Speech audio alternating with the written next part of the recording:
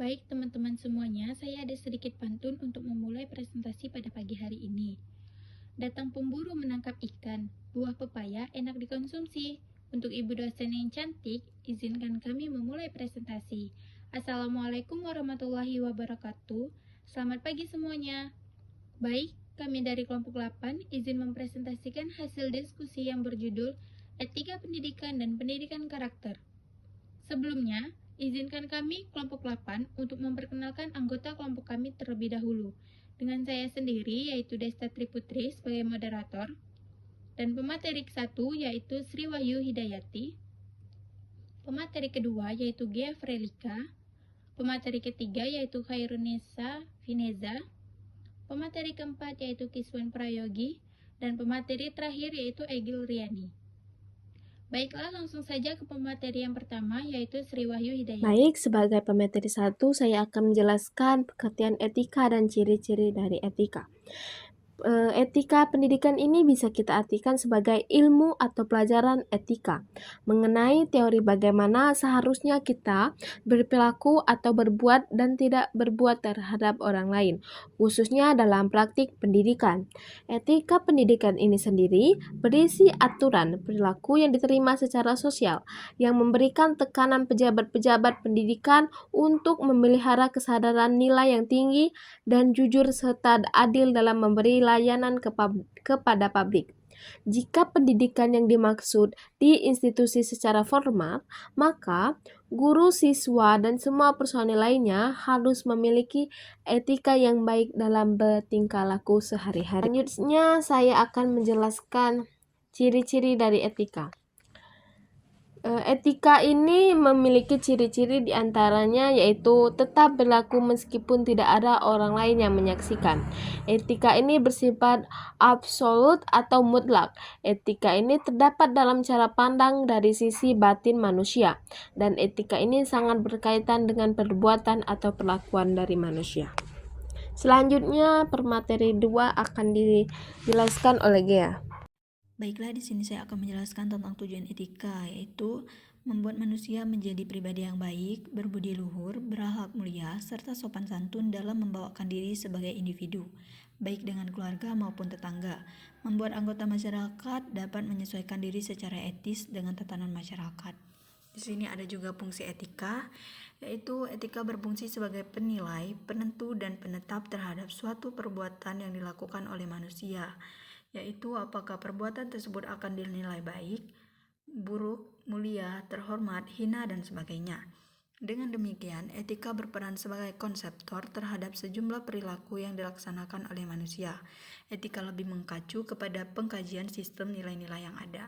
Di sini ada juga jenis-jenis etika. Etika filosofis adalah suatu etika yang bersumber dari aktivitas berpikir yang dilakukan oleh manusia dengan konseptor terhadap sejumlah perilaku yang dilaksanakan oleh manusia. Etika lebih mengacu kepada pengkajian sistem nilai-nilai yang ada. Di sini ada juga jenis-jenis etika. Etika filosofis adalah suatu etika yang bersumber dari aktivitas berpikir yang dilakukan oleh manusia.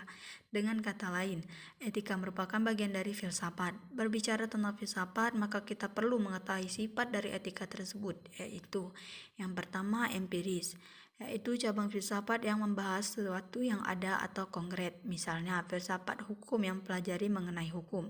Yang kedua, non-empiris, yaitu filsafat yang berusaha melampaui hal konkret dengan seolah-olah meyakinkan sesuatu yang ada di balik semua gejala konkret. Yang ketiga, etika teologis. Pada dasarnya, etika teologis terdapat pada setiap agama. Baiklah, terima kasih. Materi yang selanjutnya akan dijelaskan oleh rekan saya. Pendidikan karakter adalah suatu usaha manusia secara sadar dan terencana untuk mendidik dan memperdayakan potensi peserta didik, guna membangun karakter pribadinya sehingga dapat menjadi individu yang bermanfaat bagi diri sendiri dan lingkungannya. Bisa dikatakan bahwa pendidikan karakter itu sangat erat hubungannya dengan pendidikan moral, di mana tujuannya untuk membentuk dan melatih kemampuan individu secara terus-menerus guna penyempurnaan diri ke arah hidup yang lebih baik. Tujuan karakter. Tujuan karakter ini adalah untuk menyadarkan individu dalam jati diri kemanusiaannya. Dengan pendidikan akan dihasilkan kualitas manusia yang memiliki kehalusan budi dan jiwa, memiliki kecemerlangan pikiran, kecekatan raga, dan memiliki kesadaran penciptaan dirinya. Dibanding faktor lain, pendidikan memberikan dampak 2 atau 3 kali lebih kuat dalam pembentukan kualitas manusia. Adapun ciri-ciri dari karakter adalah bagian-bagian individual dari kepribadian dan perilaku yang mengekspresikan siapa kita sebagai pribadi. Aspek-aspek kepribadian ini dapat memberitahu manajer perekrutan bagaimana kita bekerja dengan orang lain atau menangani tugas. Selanjutnya yaitu fungsi karakter. A. Fungsi pembentukan dan pengembangan potensi supaya berpikiran baik, berhati baik, berperilaku baik sesuai falsafah hidup Pancasila. B. Fungsi perbaikan dan penguatan dimaksudkan pendidikan karakter dapat memperbaiki dan menguatkan peran keluarga, satuan pendidikan, masyarakat, dan pemerintah demi menuju bangsa yang maju, mandiri, dan sejahtera. C. Fungsi penyaring dengan adanya pendidikan karakter akan memudahkan dalam memilih dan menyaring budaya asing yang tidak sesuai dengan Pancasila dan karakteristik budaya bangsa. Baiklah, saya akan membacakan kesimpulan. Pendidikan karakter merupakan bentuk kegiatan pendidikan yang di dalamnya terdapat suatu tindakan yang mendidik untuk membentuk atau melatih kemampuan diri menuju ke arah hidup yang lebih baik. Sedangkan etika pendidikan adalah suatu proses pendidikan berjalan sesuai etika di masyarakat dan teori terapan dalam masyarakat. Keduanya memiliki hubungan yang erat. Pendidikan karakter dapat menanamkan etika pendidikan yang baik dan dapat disebut berpendidikan dengan etika pendidikan. Akan mewujudkan